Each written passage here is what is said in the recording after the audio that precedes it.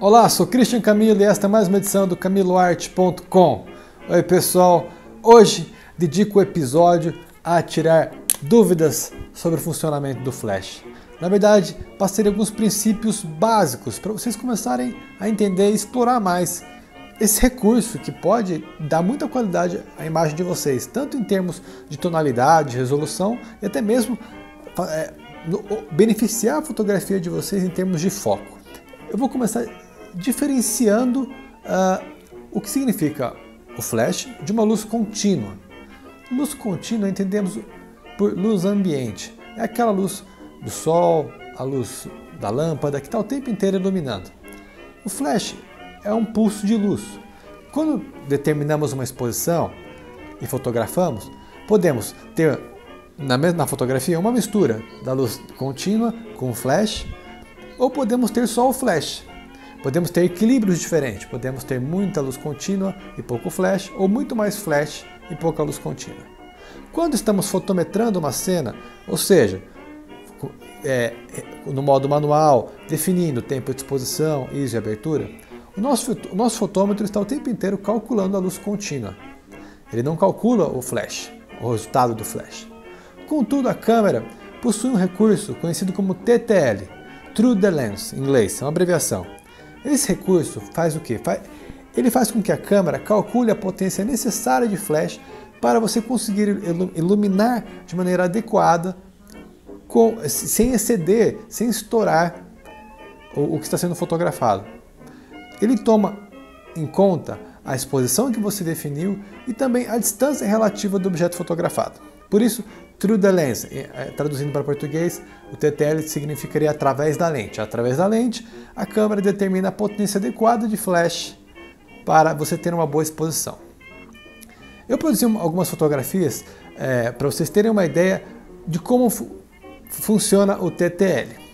Basicamente, na primeira fotografia, eu pedi para a minha namorada sair e produzir uma fotografia de mim, um retrato, com um ponto de subexposição. A foto saiu um pouco escura, o meu rosto saiu um pouco escuro. Quando ligamos o flash, o que ocorre? O modo TTL ele fará com que a câmera diga ao flash: precisamos de apenas um ponto de luz. E aí então o flash soltará um pulso com a potência necessária para deixar a exposição ok. Claro que esse flash das câmeras DSLRs compactas não é ideal. Ele é uma fonte de luz muito pequena e produz um contraste muito duro. Acaba que isso desagrada muito as pessoas. Por quê? Porque é o contraste feio, aquela coisa de luz artificial que a fotografia carrega. Contudo, na segunda fotografia, peguei um papelzinho e dei para a minha namorada Celi e ela colocou aqui na frente para tornar a luz mais difusa. E já deu uma boa suavizada, vocês podem ver na imagem, essa segunda fotografia já foi com o papel meio que quebrando a luz, fazendo com que a luz fique mais fraca, mais difusa. Tivemos que fazer uma correção. Por quê? Porque quando a gente colocou o papelzinho branco aqui, ocorre que ele tira um pouco da potência do flash. Então eu tive que aumentar um pouco a potência para poder compensar isso. E aí então tive uma fotografia, a terceira fotografia, um pouco melhor em termos de exposição. É bom que vocês saibam que o flash, ele na verdade é composto de dois pulsos de luz. A gente praticamente vê um só, mas é que muito rápido a câmera lança um pré-flash. Esse pré-flash ele testa a cena. É como se fosse um teste para determinar qual vai ser a potência adequada com base no valor de exposição que você está configurando na cena. Por isso é tão rápido que a gente não chega a observar. Outro fator interessante do flash é a velocidade de sincronismo. Por exemplo, essa câmera D40 de 2007, mais ou menos, ela tem uma velocidade de sincronismo de 500 avos de um segundo. Isso significa que tem que existir uma sincronia entre o momento em que o flash sai e a exposição do sensor à cena. Caso o flash saia no momento em que o sensor não está totalmente exposto, a gente tem uma marca preta, a gente fica com uma marca preta na fotografia. Por quê? Porque não rolou uma sincronia perfeita entre a saída do flash e a exposição do sensor. A câmera que está me filmando, uma D600, ela tem uma velocidade de sincronia inferior a esta câmera D40. Ela tem uma velocidade de sincronia de 200 avos. Por quê? Bom, são tecnologias diferentes. Esse aqui é um sensor CCD esse é o sensor CMOS. Contudo, apesar da câmera D610 que está me filmando ter uma inferioridade em termos de velocidade de sincronia com o flash, quando a gente utiliza esse tipo de flash mais profissional, podemos utilizar o recurso de autossincronismo.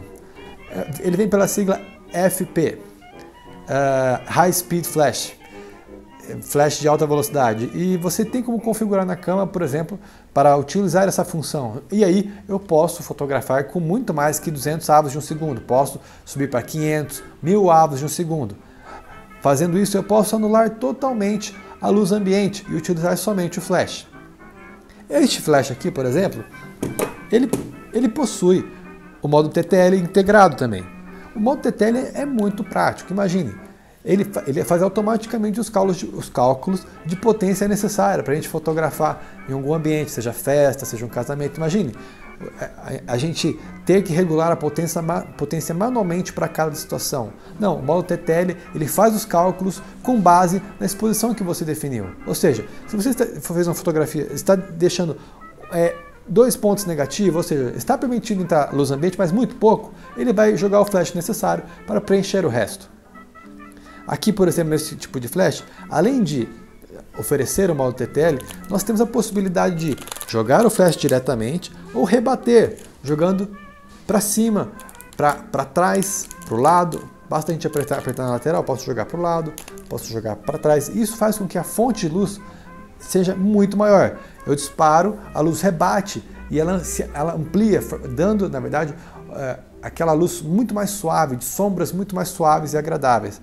Também produzi, vejam agora a foto que essa ali produziu de mim, um retrato, e ela produziu com o flash rebatido para cima. Vejam que a luz é muito mais suave.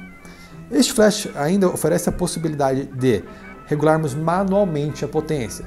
Isso significa abrir mão do modo TTL e passarmos a dizer quanto queremos de potência, né, disparada no objeto que estamos fotografando. Não é muito prático quando a gente está num evento social fotografando. Imagine, se toda hora muda a distância, pode faltar potência para atingir de maneira adequada a pessoa que estamos fotografando, o objeto. Se toda hora a distância mudar, se a reflexão do objeto também mudar, se for, imagine, uma pessoa que tem a pele mais escura, ela tem uma fotometria diferente da pessoa que tem uma pele muito mais clara. Depende muito do produto, se for mais escuro ou mais claro. Então, a potência manual é muito útil quando você não vai mudar a distância e você sabe o que está fotografando, sabe que não vai mudar. De certa maneira, existe uma espécie de equilíbrio na distância e também o elemento fotografado não reflete, não vai variar, né, em termos de reflexão de luz. Esse tipo de flash ainda possibilita que a gente altere o ângulo de saída da luz. Por exemplo, a gente tem milímetros indicando aqui, 24 milímetros. Eu tenho 24, 28, 35 milímetros, 50 e vai aumentando.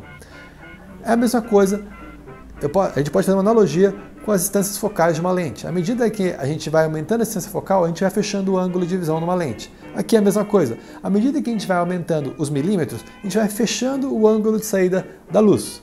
Ou seja, em 85 milímetros eu tenho um ângulo de saída bem estreito, se comparado com 24 milímetros, que é um ângulo bem maior de saída da luz. E eu ainda tenho como puxar aqui nesse flash externo, tenho como puxar uma espécie de difusor.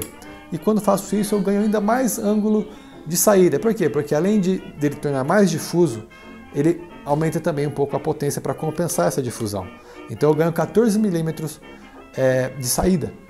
E podemos regular aqui, eu posso regular a potência máxima, a potência máxima seria 1 para 1, no caso. Mas eu posso pedir 2 avos da potência, 4 avos da potência e aí vai. Recomendo muito que vocês tenham flash. Hoje, nesse episódio, eu abordei questões básicas. No próximo eu pretendo abordar o que significa o flash de primeira cortina, o que significa o flash de segunda cortina e qual é o princípio que ocorre quando utilizamos aquela opção de flash para eliminar olhos vermelhos num retrato. Existem muitas opções criativas para o uso do flash. Nesse capítulo eu quis apresentar, na verdade, conceitos mais básicos. Me escrevam, o meu e-mail é contato@camiloarte.com. Obrigado a todos que estão deixando comentários. Nos vemos semana que vem. Valeu!